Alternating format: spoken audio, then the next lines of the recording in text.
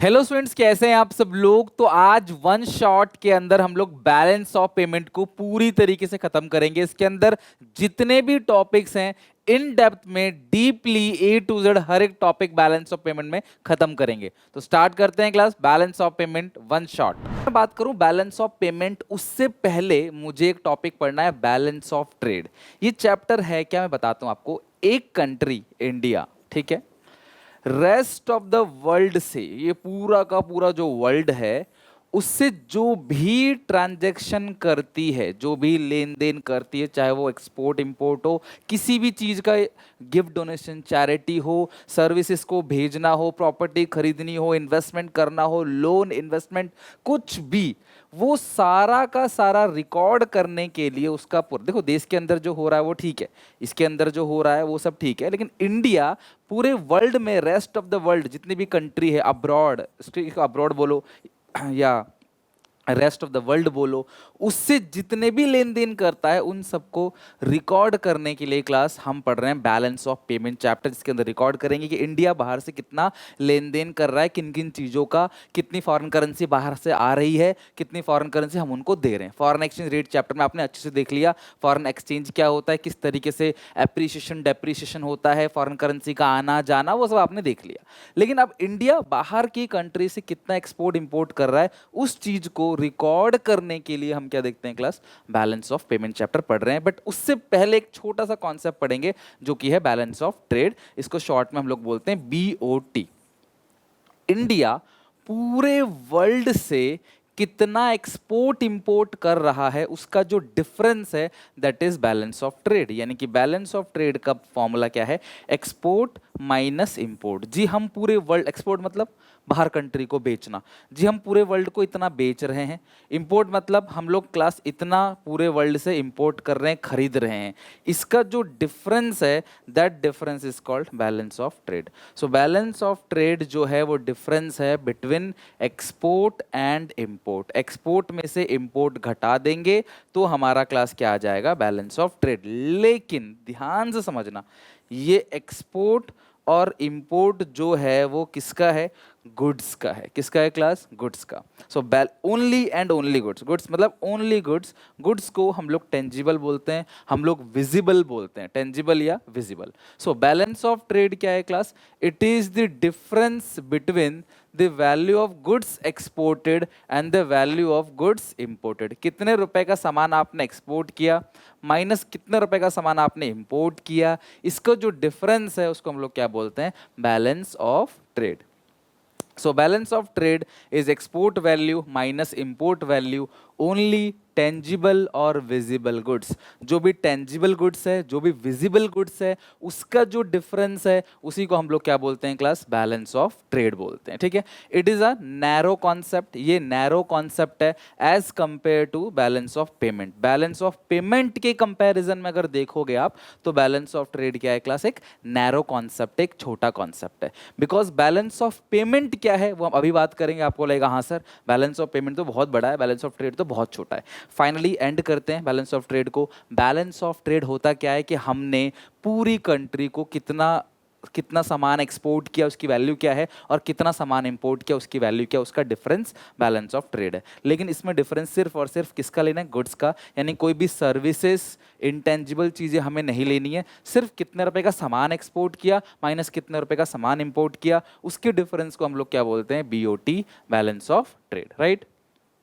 अब balance of trade में कभी ऐसा हो सकता है जब एक्सपोर्ट ज़्यादा है इंपोर्ट से, उसको बोलते हैं favourable balance of trade, where export are greater than import. कभी ऐसा हो सकता है जब आपके एक्सपोर्ट जो है वो कम है और इंपोर्ट ज़्यादा है, उसको बोलते हैं अनफेवरेबल। फेवरेबल बोलो या सरप्लस बोलो, बात बराबर है। सरप्लस बीओटी यानी कि वेयर एक्सपोर्ट्स आर ग्रेटर, हमने 100 रुपये का सामान एक्सपोर्ट किया और 80 रुपये का सामान इंपोर्ट किया तो 20 आएगा बीओटी प्लस 20।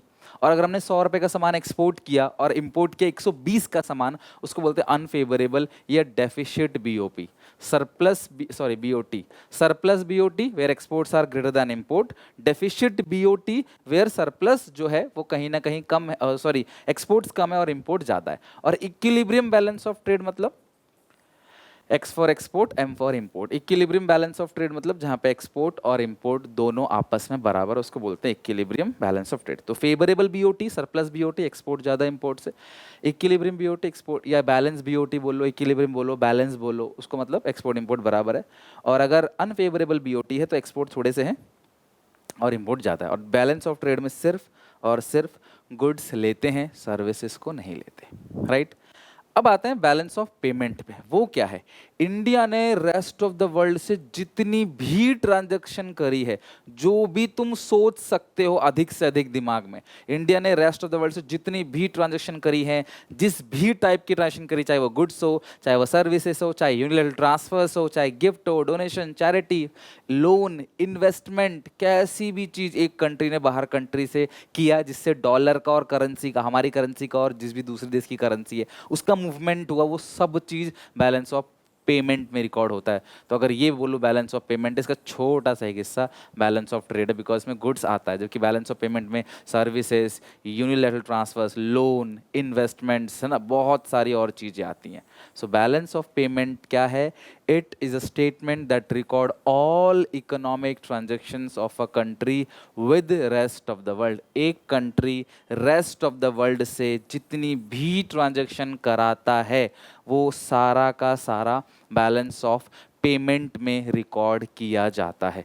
एक country rest of the world से जितनी भी ट्रांजैक्शन कराएगा वो सारा का सारा बैलेंस ऑफ पेमेंट से रिकॉर्ड होगा। बट जो टेंजिबल चीज़ें क्लास होती हैं, जितनी भी टेंजिबल चीज़ें, वो सिर्फ बैलेंस ऑफ ट्रेड में रिकॉर्ड होगा। So balance of trade is a narrow concept, balance of payment is a wider concept. अच्छा सर, बीओपी का फॉर्मूला क्या है? सेम फॉर्मूला बीओपी का, X minus M. Sir BOT का भी सेम फॉर्मूला है, एक्स माइनस एम। फर्क सिर्फ इतना है, ये एक्स माइनस एम जो है वो ओनली गुड्स का है, ये ऑल इकोनॉमिक ट्रांजेक्शन, एक country rest of the world से जितनी भी ट्रांजेक्शन करती है सारी की सारी, वो ट्रांजेक्शन बैलेंस ऑफ पेमेंट में रिकॉर्ड होता है। इसके न्यूमेरिकल जो भी होंगे वो भी मैं कराऊंगा, बहुत सिंपल है, एक नंबर का आता है। अच्छा, अब बैलेंस ऑफ पेमेंट में क्या क्या चीजें रिकॉर्ड होती हैं? तो बैलेंस ऑफ पेमेंट में विजिबल आइटम यानी टेंजिबल गुड्स, अनाज हम भेजते हैं, मसाले भेजते हैं, बाहर से क्रूड ऑयल खरीदते हैं, बाहर से हम लोग कोई भी चीज़ ऐसी खरीदते हैं जो बॉर्डर क्रॉस करते हुए देखा जा सकता है, उसको बोलते हैं विजिबल। इनविजिबल मतलब सर्विसेज, मैं आपको पढ़ा रहा हूँ तो सर्विसेज दे रहा हूँ। एग्जाम्पल, आप ट्यूशन टीचर को पैसे देते हो हर महीने, लेकिन घर क्या लेके आते हो वो आपके घर वाले देख नहीं सकते। क्या कह सकते हैं कि अच्छा आज ट्यूशन से तो क्या लाया है? बोलो मैं पढ़ के आया हूँ, तो वो सर्विसेज है, वो मेरे को दिखेगा नहीं, वो मेरे को दिखेगा नहीं, मैं फील कर सकता हूँ बस। Banking services, teaching services, consultancy services, tourism services, यहाँ से वहाँ आप ओला उबर करके जाते हो उसकी सर्विसेज, बैंक्वेट हॉल में आपको कोई खाना परोसता है उसकी सर्विसेज, ठीक है, ये सब। अच्छा, कैपिटल ट्रांसफर्स क्या होता है क्लास? कैपिटल ट्रांसफर, तीसरी चीज लोन, इन्वेस्टमेंट्स, ये सब चीजें आती हैं क्लास कैपिटल ट्रांसफर्स के अंदर, जहाँ पे एक कंट्री के एसेट ट्रांसफर हो रही हैं दूसरी कंट्री में, वो चीजें। और unilateral transfer, gift, donation, charity, वो सारी। तो बैलेंस ऑफ पेमेंट में सब कुछ रिकॉर्ड होता है, सिर्फ इस एक छोटे से कॉन्सेप्ट को बोलते हैं बीओटी, और इन सब को मिलाकर क्या बोलते हैं class? BOP, balance of payment. एक कंट्री ने रेस्ट ऑफ द वर्ल्ड से जो भी ट्रांजेक्शन की है वो सारा का सारा बैलेंस ऑफ पेमेंट में रिकॉर्ड होता है। आई होप आप समझ गए, ठीक है। अच्छा, अब विजिबल आइटम किसे बोलते हैं? It includes all type of physical goods exported and imported, these are seen crossing the border. Example, machines and many other tangible goods, machine हो गया या कोई और टेंजिबल गुड्स हो गया, मशीन हो गया, राइस हो गया, वीट हो गया, स्पाइसेस हो गया, कोई इक्विपमेंट हो गया, है ना, कोई गैजेट हो गया, जो भी हम बाहर बेच रहे हैं या बाहर से खरीद रहे हैं, सीमेंट हो गया, कुछ भी।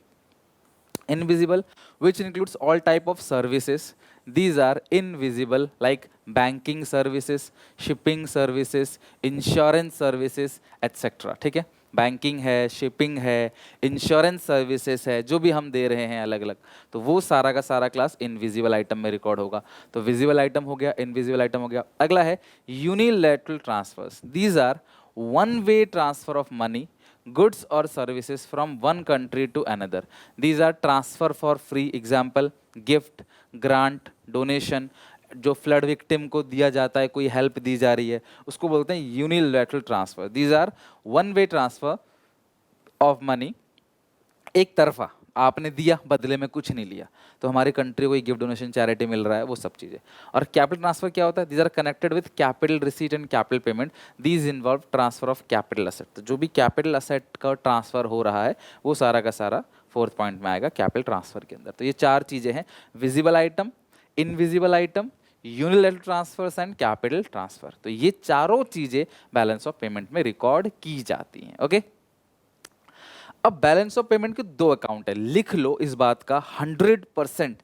इस टॉपिक से क्वेश्चन क्लास 100% आना ही आना है, फिक्स है, ये आएगा ही आएगा। बैलेंस ऑफ पेमेंट के दो अकाउंट है, पहला है करंट अकाउंट इन बीओपी, दूसरा capital account in BOP. Paper में क्या आएगा, इसके कंपोनेंट पूछे जाएंगे। क्या क्लास पूछे जाएंगे, कंपोनेंट्स, कि करंट अकाउंट का क्या कंपोनेंट है, कैपिटल अकाउंट का क्या कंपोनेंट है। तो ये चीज़ आपको एग्जामिनेशन में पूछे जाएगा, तो बहुत अच्छे से, बहुत ढंग से एक एक चीज़ क्लास इसमें पढ़ेंगे हम लोग, ठीक है। So current account in balance of payment, it is a account in, it is that account in BOP which record export and import of goods। अपने कमेंट सेक्शन में मुझे आपसे लिखा हुआ होना चाहिए, ठीक है। पहला है बैलेंस ऑफ पेमेंट में सब कुछ आता है, बैलेंस ऑफ पेमेंट के दो अकाउंट है। करंट अकाउंट में क्या क्या आता है, फिर पढ़ेंगे कैपिटल अकाउंट में क्या क्या आता है। तो करंट अकाउंट में गुड्स आता है, सर्विसेज आता है, और तीसरा यूनिलैटरल ट्रांसफर यानी वन साइड पेमेंट। तो जो करंट अकाउंट है बैलेंस ऑफ पेमेंट का, उसके अंदर तीन चीज़ें रिकॉर्ड होती हैं। पहला है गुड्स, दूसरा है सर्विसेज, तीसरा है यूनिलैटरल ट्रांसफर्स। गुड्स, सर्विसेज और यूनिलैटरल ट्रांसफर्स, ये तीनों चीज़ें क्लास आपकी रिकॉर्ड होंगी किसमें, current account of balance of payment में। सो बैलेंस ऑफ पेमेंट के करंट अकाउंट में हम ये तीनों चीज़ों को रिकॉर्ड करके चलेंगे, ठीक है। Export import of goods, export import of services और यूनिलैटरल ट्रांसफर्स, राइट। अब कंपोनेंट्स ऑफ करंट अकाउंट में सबसे पहला कंपोनेंट क्या है, एक्सपोर्ट इंपोर्ट ऑफ गुड्स। सारे बच्चे ध्यान से समझना, जब भी फॉरेन करेंसी आएगा, अच्छे से इसको लर्न कर लो। तीन आइटम समझ गया, export import of goods, export import of services और यूनिलैटरल ट्रांसफर्स, ठीक है। अगली बात, जब भी हमारे पास फॉरेन करेंसी जो आएगा, इनकम नहीं इनफ्लो, जब भी हमारे पास फॉरेन करेंसी का इनफ्लो होगा, डॉलर का इनफ्लो होगा, उसको प्लस आइटम और क्रेडिट आइटम बोलते हैं। लिख लो क्लास अच्छे से, क्रेडिट आइटम, प्लस आइटम या क्रेडिट आइटम। जब भी डॉलर का आउटफ्लो होगा, उसको बोलते हैं माइनस आइटम या डेबिट आइटम। सारे बच्चे ध्यान समझना, जब कभी भी हमारे पास फॉरेन करेंसी आएगा, इनफ्लो ऑफ फॉरेन करेंसी, उसको प्लस या क्रेडिट आइटम बोलते हैं। और अगर फॉरेन करेंसी जाएगा तो उसको माइनस या डेबिट आइटम बोलेंगे। तो फॉरेन करेंसी अगर आ रहा है हमारे पास तो प्लस या क्रेडिट आइटम, फॉरेन करेंसी जा रहा है अगर हमारे पास से तो माइनस या डेबिट आइटम उसको बोलते हैं। हमेशा ध्यान रखना, inflow of foreign exchange plus या credit item, outflow of foreign exchange minus या डेबिट आइटम। ये पूरे चैप्टर में काम आएगा। मैं रिपीट कर रहा हूँ, जब भी फॉरेन करेंसी आएगा तो प्लस आ रहा है ना, फॉरेन करेंसी प्लस, इसको क्रेडिट आइटम बोलते हैं। फॉरेन करेंसी जब भी जाएगा तो उसको माइनस या डेबिट आइटम हम लोग बोलेंगे। Inflow of foreign currency plus item, outflow of foreign currency minus item. Plus को बोलते हैं क्रेडिट आइटम और माइनस को क्या बोलते हैं class, debit item, right. So export import of goods क्या होता है, it records export and import of tangible goods like machinery etcetera, visible item. All export of goods are record credit item. Export credit item होता है क्योंकि export करने का मतलब सामान बेचना, उससे हमारे पास फॉरेन करेंसी आती है। और plus item, as these result inflow of foreign exchange into our country. while all import of goods are recorded as debit item or minus item as these result outflow of foreign exchange into country। तो हम अपने country से जो भी export import of goods कर रहे हैं वो बैलेंस ऑफ पेमेंट के करंट अकाउंट में रिकॉर्ड किया जाता है। फॉरेन करेंसी आएगी, एक्सपोर्ट करेंगे, प्लस या क्रेडिट आइटम, जाएगा तो माइनस या डेबिट आइटम। तो फॉरेन करेंसी आया तो प्लस आइटम, फॉरेन करेंसी जाएगा तो minus item, right. Export import of services, जैसा आपने देखा export import of goods same to same rule apply करता है एक्सपोर्ट इंपोर्ट ऑफ सर्विसेज। तो आपने कोई भी सर्विसेज को एक्सपोर्ट किया है वो प्लस आइटम होगा, यानी कि प्लस का मतलब है वो क्रेडिट आइटम। कल को सवाल पूछेगा आपसे कि एक्सपोर्ट इंपोर्ट ऑफ सर्विसेज जो है वो कौन सा आइटम है, वो कौन से अकाउंट में आता है, किस साइड आता है, तो वो आएगा credit side of balance of payment के करेंट अकाउंट में, राइट।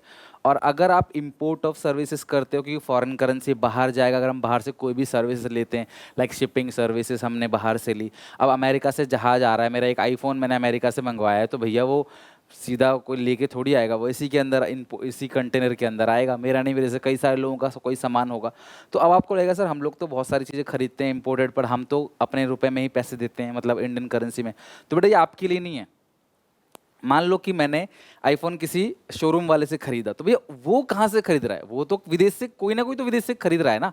तो मेरे डिमांड करने से वो भैया कहीं ना कहीं क्लास डॉलर की डिमांड हो रही है और हमारा रुपया जा रहा है उसके लिए। तो ऐसा हम नहीं करते, बट हाँ बिजनेसमैन कहाँ से लाते हैं फिर सामान। हमारे पास जो क्रूड ऑयल आता है बेसिकली अलग अलग नेशन से आता है, कुछ रशिया से आता है, कुछ सऊदी से आता है, तो हमारे पास जो भी गल्फ कंट्री उनसे आता है। तो हम लोग तो पैसे रुपए में ही देते हैं, लेकिन हमारी सरकार तो खरीदती है ना, वो डॉलर में पेमेंट करती है, राइट। तो फॉरेन करेंसी अगर हमारे पास आता है, एक्सपोर्ट ऑफ सर्विसेज से आएगा प्लस आइटम, और इंपोर्ट ऑफ सर्विसेज से जाएगा तो वो माइनस आइटम है। माइनस आइटम को हम लोग डेबिट आइटम भी बोलते हैं, okay. So, export and import of services, it record export and import of services, that is invisible item which is not seen as crossing the border। तो ये border cross करते वक्त दिखेगा नहीं। सेवाएं, लाइक मैं कहीं पढ़ा रहा हूँ, मान लो किसी अमेरिका के बच्चों को पढ़ा रहा हूँ, तो मुझे वो दिखेगा नहीं किसी को बॉर्डर से आर पार जाते हुए, बिकॉज वो सर्विसेज है। तो कोई भी सर्विसेज है क्लास, वो अगर हम बाहर बेच रहे हैं या बाहर हम दे रहे हैं या बाहर वालों से ले रहे हैं, बाहर वालों से लेंगे तो पैसा देना पड़ेगा, फॉरेन करेंसी जाएगा माइनस आइटम, बाहर वालों से ले रहे हैं तो फॉरेन करेंसी आएगा। हमें सिर्फ फॉरेन करेंसी को देखना है और कुछ नहीं। फॉरेन करेंसी आता है प्लस आइटम, फॉरेन करेंसी जाएगा तो माइनस आइटम। पिछले में भी ऐसे ही था, गुड्स में, सर्विसेज में भी वही चीज़ है। तो services splits into two component, पहला है फैक्टर सर्विसेज, दूसरा है non factor services. Factor services का मतलब क्या है, जहां पे इंसान जाके अपनी सेवाएं दे रहा है, काम कर रहा है, अपना लेबर दे रहा है, काम कर रहा है और बदले में पैसे मिल रहे हैं, उसको बोलते हैं फैक्टर सर्विसेज। और नॉन फैक्टर सर्विसेज का मतलब क्या है, जहां पे किसी मशीन से पैसा कमा रहे हो आप, राइट। मैं किसी गाड़ी चला रहा हूँ और मैं पैसे कमा रहा हूँ, तो वो फैक्टर सर्विसेज है। बट मेरी गाड़ी है, मैंने किसी को दे दिया और बोला मुझे किराया दे देना शाम तक 1000 रुपये रोज का, तो वो नॉन फैक्टर सर्विसेज है, right. So factor services involve payment in terms of income like compensation of employees यानी कि सैलरी, वेजेस, सैलरी वगैरह।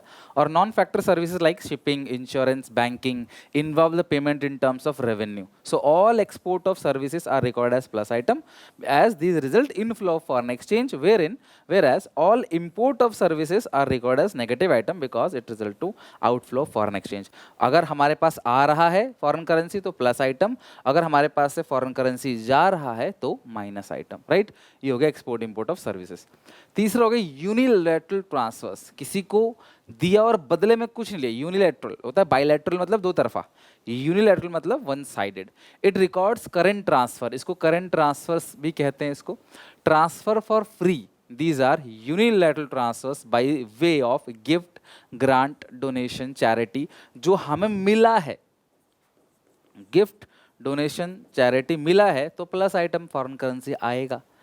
और हमने क्लास अगर दिया हुआ है तो गिवन है तो माइनस आइटम या डेबिट आइटम। अगर हमें मिल रहा है तो प्लस आइटम या क्रेडिट आइटम, अगर हम दे रहे हैं तो माइनस आइटम या डेबिट आइटम।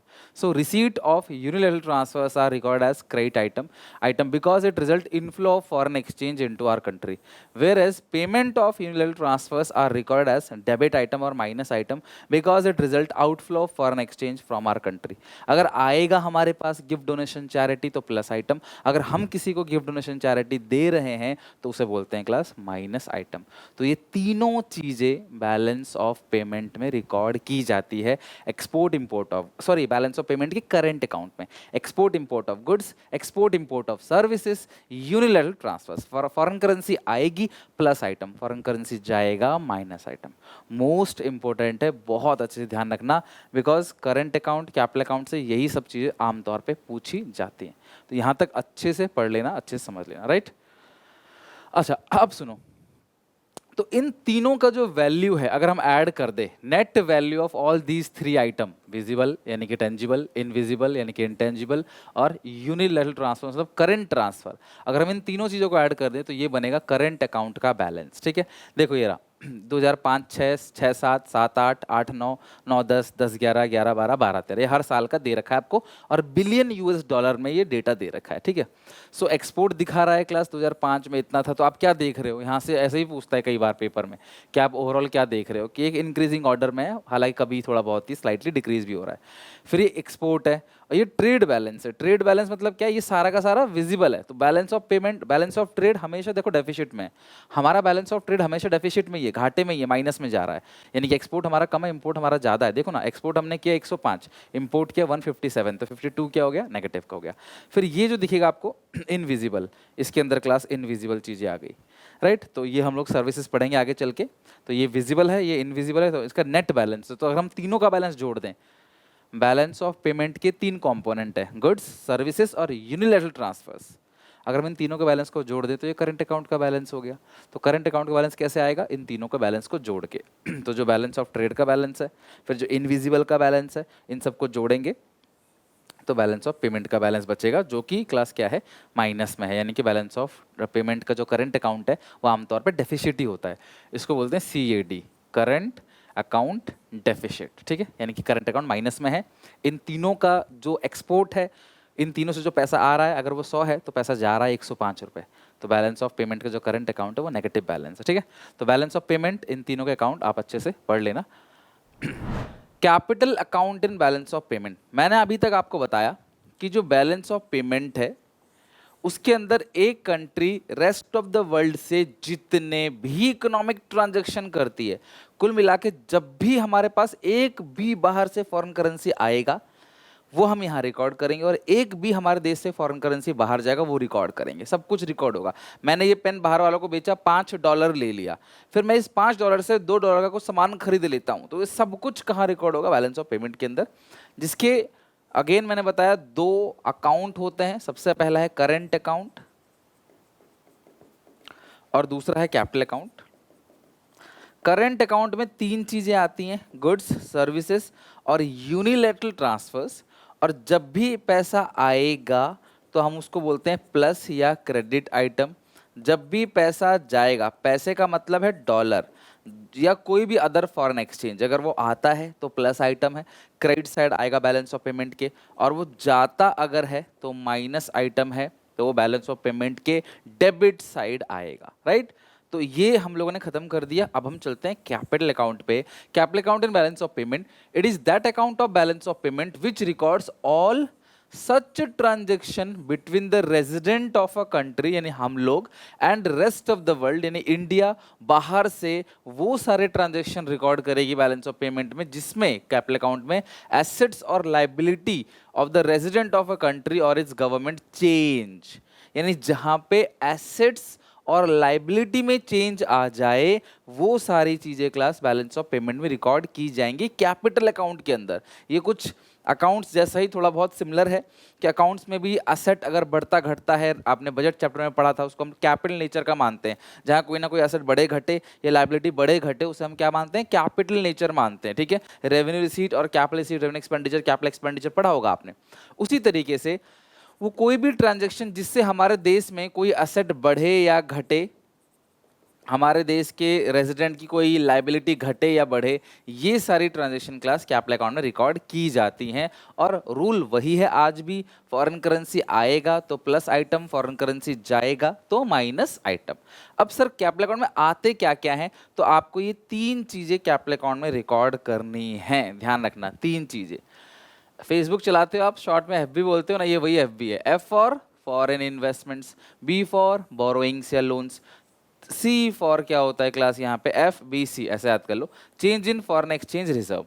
तो ये तीन के तीन आइटम कैपिटल अकाउंट में रिकॉर्ड होता है। तो करंट अकाउंट में गुड्स, सर्विसेज, यूनिलैटरल ट्रांसफर से कैपिटल ट्रांसफर्स रिकॉर्ड होता है, जबकि कैपिटल अकाउंट में हम लोग फॉरेन इन्वेस्टमेंट्स हो गया, बोरोइंग्स हो गया और change in foreign exchange reserve, इन तीनों से related transaction balance of payment के करंट अकाउंट में आता है। फॉरेन करेंसी आएगा तो प्लस, जाएगा तो माइनस, ठीक है। चलो, अब फॉरेन इन्वेस्टमेंट जो होते हैं वो दो टाइप के होते हैं, फॉरेन डायरेक्ट इन्वेस्टमेंट और पोर्टफोलियो इन्वेस्टमेंट। अगर आपने किसी कंपनी में कोई प्रॉपर्टी खरीदी और उस पर आप ही का कंट्रोल है, लाइक आपने बाहर कोई बिल्डिंग खरीदी, बाहर कंट्री में कोई मशीन खरीदी, कोई फर्नीचर खरीदा बाहर कंट्री से, उस पर आप ही का कंट्रोल है, आप ही मालिक हो, उसको कैसे बेचना है, क्या करना है आप डिसाइड कर सकते हो, कितने में बेचना है आप डिसाइड कर सकते हो, that is foreign direct investment. It refers to purchase of assets in rest of the world which allows the control over that asset. Example, purchase of Tata in rest of the world of a firm. Tata ने कोई बाहर से company खरीदी, किसी भी country से company खरीदी वो, और after purchase Tata has full control over it, तो उस पर पूरा का पूरा टाटा कंट्रोल है, उसको बोलते हैं एफडीआई, फॉरेन डायरेक्ट इन्वेस्टमेंट। हम लोग बाहर कंट्री में इन्वेस्टमेंट करें, चाहे बाहर के लोग हमारी कंट्री में इन्वेस्ट करें, लेकिन जिस चीज में इन्वेस्टमेंट हुआ है उस पर अगर कंट्रोल आपका है, नेक्सस कंट्रोल, अगर कंट्रोल आपका है उस पर, तो समझ लेना वो क्या होता है, फॉरेन डायरेक्ट इन्वेस्टमेंट, राइट। और पोर्टफोलियो इन्वेस्टमेंट को हम एफआईआई बोलते हैं, foreign institutional investment. It refers to purchase of an asset in rest of the world without having any control over that asset. For example, purchase of some shares of a foreign company by Tata. तो आपने बाहर से किसी company के shares खरीदे हैं, या तो आप बाहर से किसी कंपनी की मशीन को खरीद लो, ठीक है, लेकिन आपने बाहर से किसी कंपनी के शेयर्स खरीदे हैं, शेयर्स खरीदा है तो शेयर्स पे आपका कंट्रोल नहीं है, उसकी प्राइसिंग मार्केट डिसाइड करती है, आप डिसाइड नहीं करते उसकी प्राइसिंग, तो उसको बोलते हैं फॉरेन इंस्टीट्यूशनल या पोर्टफोलियो इन्वेस्टमेंट। लेकिन जब बाहर आप किसी कंट्री की असेट्स खरीदते हो, प्रॉपर्टी खरीदते हो, बिल्डिंग खरीदते हो, तो उस पर हमारा कंट्रोल नहीं है क्लास, उसको बोलते हैं foreign direct, sorry for control है उस पर, उसको बोलते हैं फॉरेन डायरेक्ट इन्वेस्टमेंट। तो जिन चीज पे कंट्रोल है उसको बोलते हैं एफडीआई, जिन पे कंट्रोल नहीं है उसको बोलते हैं foreign institutional investment, like shares. कुल मिलाकर समझो, शेयर्स में जब हम इन्वेस्ट करते हैं, जब हम किसी कंपनी के शेयर्स खरीदते हैं, तो उसको हम लोग क्या बोलते हैं, पोर्टफोलियो इन्वेस्टमेंट।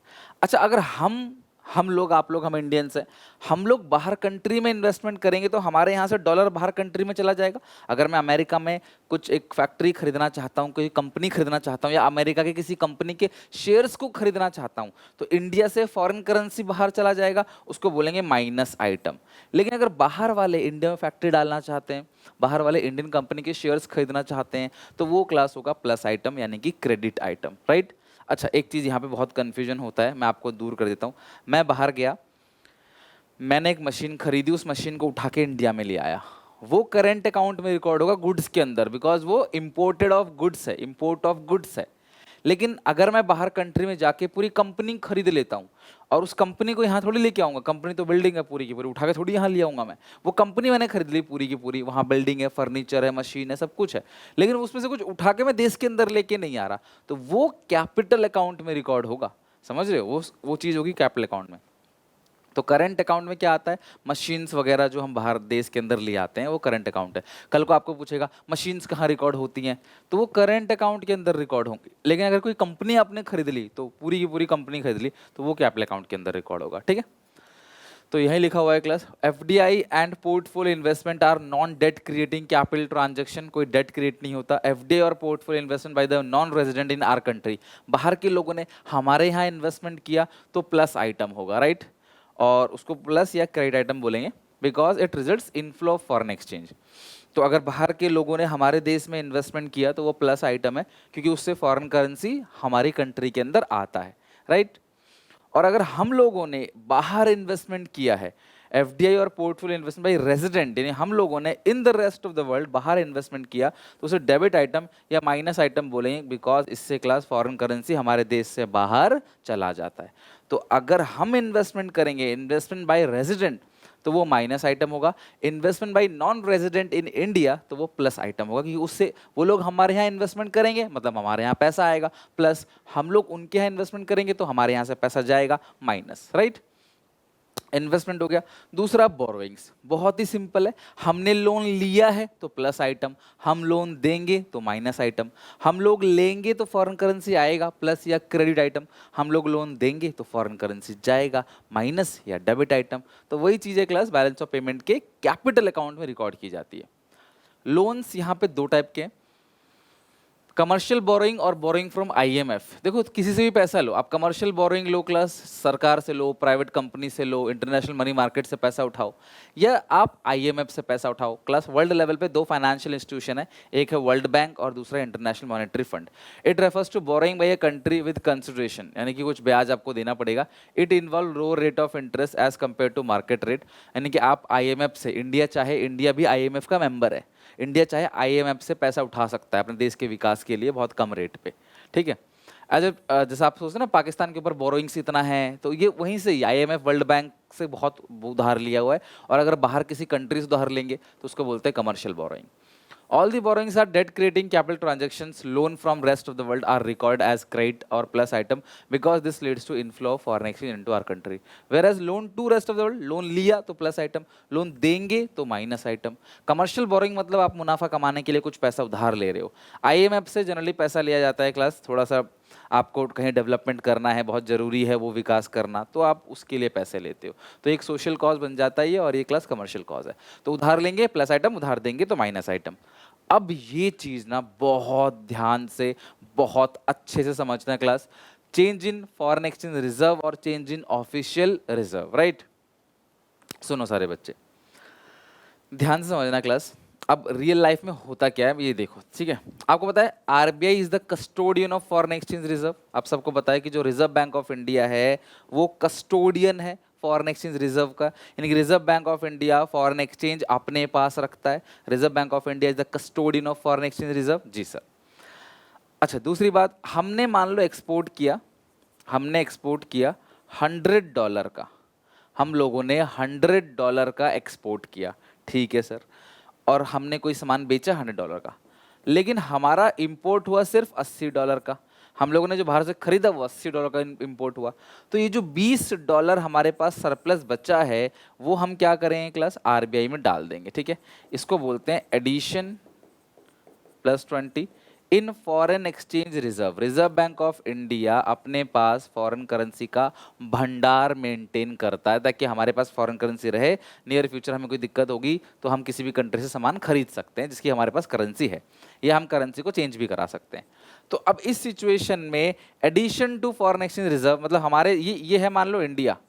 अभी इस सिचुएशन को समझने के लिए ना, इंडिया को अलग मानो और आरबीआई को अलग मानो. इस सिचुएशन को समझने के लिए है एक ही हमारे देश के पार्टी है, लेकिन अलग मानो कि जैसे मान लो मैं 100 रुपये कमाता हूँ तो मैं 20 रुपये गुल्लक में डाल देता हूँ. तो मैं सोचता हूँ वो गुल्लक को दे दिया मैंने, है तो मेरा ही है, वो मेरे ही पैसे, लेकिन समझने के लिए, बेटर अंडरस्टैंडिंग के लिए, बेटर कैलकुलेशन के लिए मैंने गुल्लक को दे दिया. अब गुल्लक मुझे नियर फ्यूचर पैसा लौटाएगा जब मुझे मुसीबत होगी. तो यही चीज़ चलती है.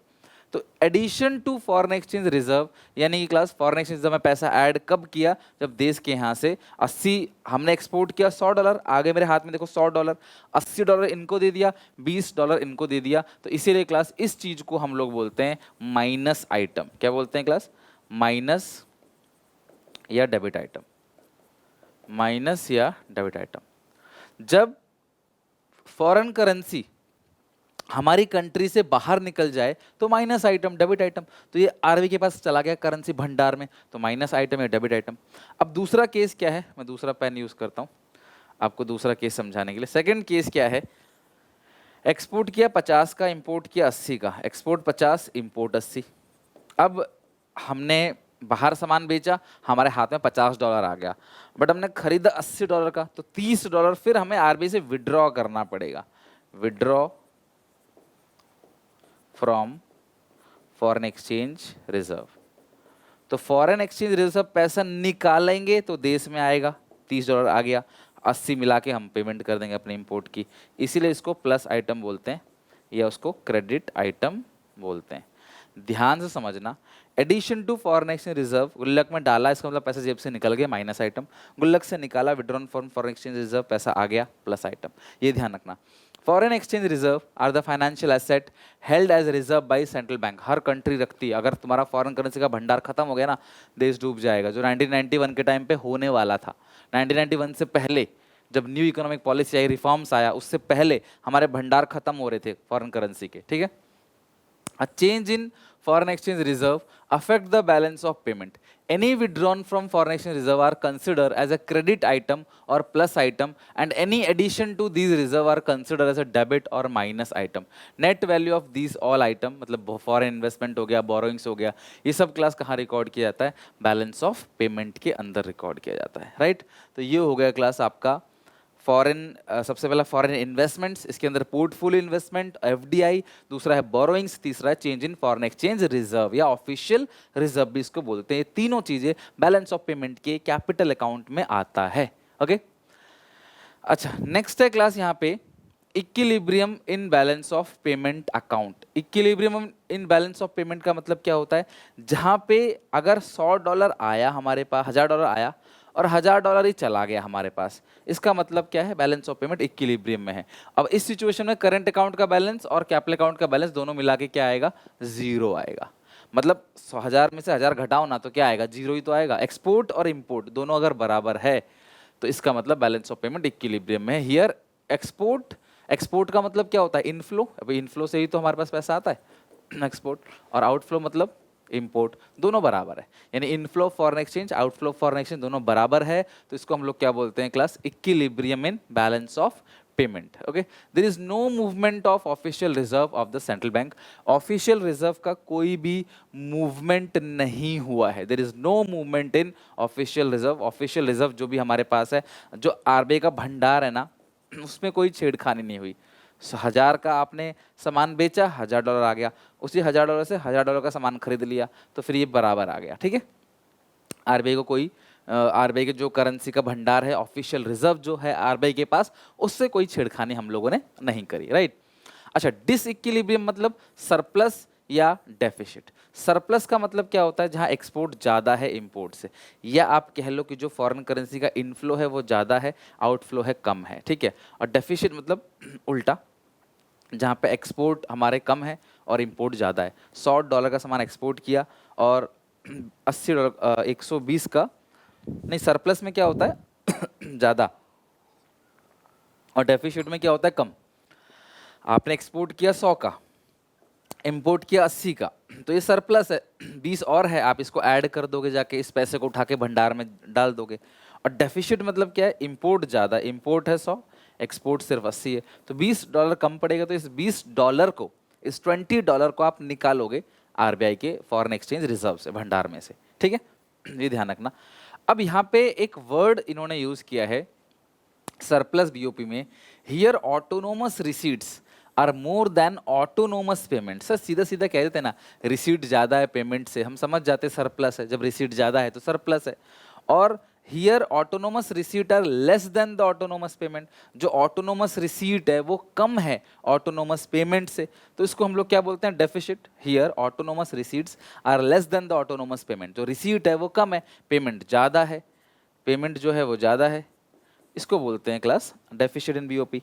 तो अब ये ऑटोनोमस क्या है, ऑटोनोमस ट्रांजैक्शन क्या है, उसके बारे में क्लास बात करेंगे अभी, कि ऑटोनोमस ट्रांजैक्शन कहते किसको है। देखो, साल भर में आप जो भी ट्रांजैक्शन करते हो बैलेंस ऑफ पेमेंट के अंदर, जो भी कुछ भी, सुई से लेकर जहाज तक, कोई भी चीज़ खरीदा, गुड्स हो, सर्विसेज हो, लोन हो, इन्वेस्टमेंट हो, बोरोइंग्स हो, कैपिटल ट्रांसफर्स हो, करंट ट्रांसफर, कुछ भी, उन सारे ट्रांजैक्शंस को हम लोग क्या बोलते हैं, ऑटोनोमस ट्रांजैक्शन। तो इसीलिए लिखा जाता है सरप्लस बैलेंस ऑफ पेमेंट, मतलब जहां पे ऑटोनोमस रिसीट, यानी सारी की सारी रिसीट ज्यादा है सारी की सारी पेमेंट से।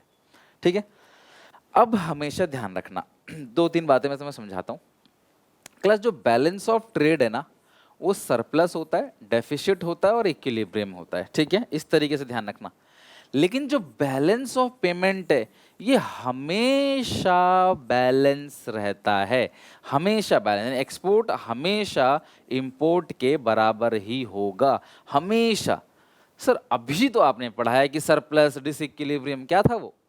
मेरे कहने का मतलब है कि हमारी कंट्री में बैलेंस ऑफ पेमेंट हमेशा बराबर रहेगा। अगर कोई एक्स्ट्रा पैसा बचता है तो उस पैसे को हम क्या करेंगे, अपने ऑफिशियल रिजर्व में डाल देंगे, और कुछ कम पड़ा तो यहां से हम लोग निकाल लेंगे। मतलब सरप्लस और डेफिसिट तो होता है, लेकिन हम उसे मैनेज करेंगे, उसे हम लोगों को क्या करना है, बराबर करना है। एग्जाम्पल, मैं एक बिजनेस करता हूं तो मैं अपने एक्सपोर्ट और इंपोर्ट को बराबर रखता हूं। सर अगर कुछ कम पड़ा तो पापा से उधार ले लेता हूं, कुछ ज्यादा हो गया तो पापा को दे देता हूं, बट मैं अपना बराबर रखता हूं। ये कुछ ऐसा हिसाब समझ लो। तो आरबीआई क्या करती है क्लास, बैलेंस ऑफ पेमेंट को हमेशा बैलेंस करेगी। कुछ कम पड़ गया तो आरबीआई हमें पैसे देती है, कुछ ज़्यादा हो गया अगर क्लास इनके पास, तो ये आरबीआई को पैसे दे देते हैं। तो बैलेंस ऑफ पेमेंट हमेशा बैलेंस होता है। BOP is always balance. अगर वो नहीं है, इन केस ऑफ इम्बैलेंस, कि वो नहीं है, कुछ कम ज़्यादा है, तो ज़्यादा है तो आरबीआई के पास दे दो, कम है तो आरबीआई से ले लो, ये सिस्टम है। इट इज़ करेक्टेड थ्रू, तो जो आरबीआई के पास हम दे रहे हैं और ले रहे हैं उसको बोलते हैं एकोमोडेटिंग ट्रांजेक्शन। तो कुल मिलाकर बैलेंस ऑफ पेमेंट में 2 ट्रांजैक्शंस होते हैं। पहला ऑटोनोमस, जो साल भर में कोई भी ट्रांजैक्शन आपने किया मुनाफा कमाने के लिए, और दूसरा एकोमोडेटिंग, जो बैलेंस ऑफ पेमेंट को बैलेंस करने के लिए फिगर को बराबर करने के लिए किया जाता है, उसको बोलते हैं एकोमोडेटिंग ट्रांजैक्शंस। अब इनके डिफरेंस को डीपली पढ़ेंगे। अब पढ़ते हैं class difference between autonomous and accommodating transactions. Autonomous transactions किसे कहते हैं और एकोमोडेटिंग ट्रांजैक्शन किसे कहते हैं, हम अच्छे से पढ़ते हैं क्लास, देन ये चैप्टर हमारा खत्म हो जाएगा। ऑटोनोमस ट्रांजैक्शन, ध्यान समझना, autonomous item refers to those international transactions, ठीक है, ये वो ट्रांजैक्शन है which occurs due to some economic motive such as profit maximization, example import of machinery from Japan, foreign direct investment, ये सारी चीजें। तो ऑटोनोमस ट्रांजैक्शन वो ट्रांजैक्शन है जो एक country rest of the world से करती है मुनाफा कमाने के लिए। अगर आपने आंख बंद करके कोई भी ट्रांजैक्शन सोच लो जो आपने बाहर से किया, वो सारे के सारे ट्रांजैक्शंस कहाँ रिकॉर्ड होते हैं, ऑटोनोमस ट्रांजैक्शन के अंदर, उनको बोलते हैं ऑटोनोमस ट्रांजैक्शन। इंडिया ने चाहे लोन दिया बाहर कंट्री को, चाहे लोन लिया, चाहे गिफ्ट दिया, चाहे गिफ्ट लिया, चाहे इन्वेस्टमेंट किया, बाहर से इन्वेस्टमेंट कराया, गुड्स खरीदा, सर्विसेज दी, गुड्स बेचा, सर्विसेज ली, कुछ भी तुमने किया A to Z, वो सब कुछ ऑटोनोमस ट्रांजैक्शन में रिकॉर्ड होगा। ये इंडिपेंडेंट इन नेचर है। सेकंड चीज, इंडिपेंडेंट है, यानी ये किसी पर डिपेंड नहीं है, तुम्हारी मर्जी, तुम कितना करना चाहते हो एक्सपोर्ट, कितना इंपोर्ट करना चाहते हो, कितना लोन तुम्हें चाहिए, कितना लोन तुम देना चाहते हो, तुम जो भी करते हो ये किसी बात से डिपेंड नहीं करता, ठीक है। और इसमें करंट अकाउंट का आइटम भी हो सकता है, कैपिटल अकाउंट का आइटम भी हो सकता है। जैसे इंपोर्ट ऑफ मशीनरी, तो ये करंट अकाउंट है, ठीक है, जबकि FDI जो है वो कैपिटल अकाउंट का ट्रांजेक्शन है। तो कुछ भी कर सकते हो आप, कोई भी ट्रांजेक्शन कर सकते हो, ठीक है। और इन ट्रांजेक्शन को पहले लिखा जाता है, मतलब जो कॉपी पे लिखते हैं ना, इनको सबसे ऊपर लिखा जाता है, पहले लिखा जाता है। These items are also known as above the line item as they are recorded first before calculating surplus deficit. तो बैलेंस ऑफ पेमेंट में अगर कोई सरप्लस या डेफिसिट आ रहा है, हमें उसे बैलेंस करना है, बिकॉज हमें उसे बैलेंस रखना है हमेशा, अभी बताया था मैंने। तो क्लास उसके लिए ये ऑटोनोमस ट्रांजेक्शन का यूज किया जाता है, ठीक है। जो बैलेंस ऑफ पेमेंट मतलब जो सरप्लस डेफिसिट निकालते हो ना, उससे पहले ये सब चीज लिखा जाता है। मैं रिपीट कर रहा हूँ, साल भर में जितनी भी ट्रांजैक्शन करते हो प्रॉफिट मैक्सिमाइजेशन के लिए पूरे वर्ल्ड से, वो सब ऑटोनोमस ट्रांजैक्शन है, इंडिपेंडेंट इन नेचर है, करंट और कैपिटल अकाउंट दोनों का आइटम हो सकता है और इसे पहले रिकॉर्ड करते हैं, इसलिए इसको अबव द लाइन आइटम बोलते हैं। क्या बोलते हैं class, above the line item, इसको अबव द लाइन आइटम बोलते हैं, ठीक है, उसको पहले लिखा जाता है इसलिए, ठीक है। एकोमोडेटिंग ट्रांजेक्शन क्या होता है, अगर आपने ऑटोनोमस ट्रांजेक्शन किया साल भर में, जो भी ट्रांजेक्शन करते हो साल भर में वो ऑटोनोमस ट्रांजेक्शन होता है, उसमें कोई सरप्लस या डेफिसिट आ गया, एक्सपोर्ट कम या इंपोर्ट कम हो गया, कुछ भी, तो उसको बराबर करने के लिए जो ट्रांजेक्शन किया जाता है उसको बोलते हैं एकोमोडेटिंग ट्रांजेक्शन, ठीक है। Accommodating transaction. Accommodating items refers to those transactions which take place to cover the surplus or deficit in autonomous transaction. तो अगर autonomous transaction में कोई सरप्लस या कोई डेफिसिट है, तो उसे कवर करने के लिए जो ट्रांजैक्शन किया जाता है, उस ट्रांजैक्शन को हम लोग बोलते हैं एकोमोडेटिंग ट्रांजैक्शन, ठीक है। Example, withdrawal from foreign exchange reserve, loan from international Monetary fund etcetera. आपने फॉरेन एक्सचेंज रिजर्व से विड्रॉ कर लिया, या आपने इंटरनेशनल मॉनेटरी फंड से लोन ले लिया, या ये कोई भी चीज़ है, मतलब आप तीन चीज़ कर सकते हो, लोन, इन्वेस्टमेंट और फॉरेन एक्सचेंज रिजर्व। कुछ याद आया जब मैंने बोला आप ये तीन चीज़ कर सकते हो, तो आपके दिमाग में कुछ क्लिक किया? आपको ये नहीं क्लिक किया सर ये तो तीनों कैपिटल नेचर के ट्रांजेक्शन है, कैपिटल अकाउंट के ट्रांजेक्शन है। तो ऑटोनोमस ट्रांजेक्शन में अगर कोई सरप्लस, मतलब 100 एक्सपोर्ट किया, 80 इंपोर्ट किया, तो 20 रुपए का ये क्या हो गया, सरप्लस। तो इसको हम डाल देंगे फॉरेन एक्सचेंज रिजर्व में, या हम इस पैसे से बाहर इन्वेस्टमेंट कर देंगे, या हम इस पैसे को बाहर हम लोन दे देंगे, बट अपने पास नहीं रखेंगे, ठीक है, क्योंकि ये उनकी धरोहर है, उनकी करेंसी। आपने 100 एक्सपोर्ट किया, 120 इंपोर्ट किया, तो $20 कम पड़ रहा है आपको, तो या तो आप बाहर से लोन ले लोगे, या तो आप बाहर कंट्री से बोलोगे हमारे यहाँ इन्वेस्टमेंट करें, जैसा अभी मोदी जी बोल रहे हैं, या फिर क्लास आप क्या करोगे, फॉरेन एक्सचेंज रिजर्व में से पैसे निकाल लोगे। मतलब बीओपी हमेशा बैलेंस रहना है, कुछ अगर ज़्यादा आ गया तो उसे कहीं ना कहीं इन्वेस्ट करना है, लोन देना है, या अपने अपने रिजर्व में डाल दो, या फिर क्लास आप उससे निकाल लो, लोन ले लो या इन्वेस्टमेंट करा लो। यही दो ऑप्शन आपके पास, यही तीन ऑप्शन है। तो इस चीज़ को बोलते हैं एकोमोडेटिंग ट्रांजेक्शन, और ये डिपेंडेंट है एक्सपोर्ट इंपोर्ट पे डिपेंड करेगा कि बैलेंसिंग फिगर कितना है, तो ये ऑटोनोमस ट्रांजैक्शन पे डिपेंड होता है। Accommodating transactions are dependent on autonomous transaction, right. और ये सिर्फ और सिर्फ कैपिटल नेचर का होता है, कैपिटल अकाउंट का। अभी मैंने बात करी ये तीनों ही आइटम कैपिटल अकाउंट का। ये नहीं कि हमारे पास 20 सरप्लस बच गया तो हम वहां से कोई सामान खरीद लें, कोई सर्विसेज ले लें, नहीं। इस पैसे से इन्वेस्टमेंट लोन या फॉरेन एक्सचेंज रिजर्व में ही काम करना है। और इसे बाद में रिकॉर्ड किया जाता है, इसे बिलो द लाइन आइटम बोलते हैं, क्योंकि ये क्लास ये इसके बाद में रिकॉर्ड किया जाता है। ये पहले रिकॉर्ड किया जाता है अबव द लाइन आइटम, ये बाद में रिकॉर्ड किया जाता है below the line item. Again मैं फाइनल रिवीजन दे रहा हूँ आपको। साल भर में मुनाफा कमाने के लिए जो ट्रांजैक्शन किया जाता है ऑटोनोमस, ठीक है। और अगर बीओपी सरप्लस या डेफिसिट है उसे बैलेंस करने के लिए कोई किया जाता है तो एकोमोडेटिंग ट्रांजैक्शन। ये करंट कैपिटल दोनों में होता है, ये सिर्फ कैपिटल में होता है। ये इंडिपेंडेंट है, डिपेंडेंट है। ये पहले रिकॉर्ड किया जाता है above the line item, accommodating बाद में रिकॉर्ड किया जाता है बिलो द लाइन आइटम। आपने कभी रीवैल्यूएशन अकाउंट बना रखा होगा, तो आप यहाँ लिखते हो बाकी सारी चीज़ें और फिर लिखते हो गेन और लॉस। अगर गेन हो गया कोई या लॉस हो गया, तो ये पहले लिख रहे हो ना, इसे बोलते हैं अबव द लाइन आइटम, और ये इंडिपेंडेंट है ना। लेकिन गेन और लॉस दोनों साइड पे डिपेंड करेगा, इसको बोलते हैं बिलो द लाइन आइटम। यही बिलो है, नीचे है एकोमोडेटिंग, ये ऊपर है क्लास ऑटोनोमस। अब इसी तरीके से अगर मैं करंट अकाउंट बना दूं तो ये हो गया क्रेडिट साइड प्लस आइटम, ये हो गया डेबिट साइड माइनस आइटम। इसी तरीके से मैं कैपिटल अकाउंट बना दूं तो क्रेडिट मतलब पैसे का आना, डेबिट मतलब पैसे का जाना। और पैसा मतलब क्या है क्लास, इस पूरे चैप्टर में पैसा जब बोलता हूँ तो मैं फॉरेन करेंसी की बात कर रहा हूँ, अपनी करेंसी की बात नहीं कर रहा, ठीक है। तो ये डिफरेंस आप ध्यान रखना, बहुत इंपॉर्टेंट है। और इंडिपेंडेंट डिपेंडेंट क्या है, और साल भर में जो भी ट्रांजेक्शन करते हैं वो ऑटोनोमस होता है, बराबर करने के लिए एकोमोडेटिंग। ये बात आप ध्यान रखना। इतना ही है क्लास इस पूरे चैप्टर में, इससे बाहर कुछ भी नहीं है।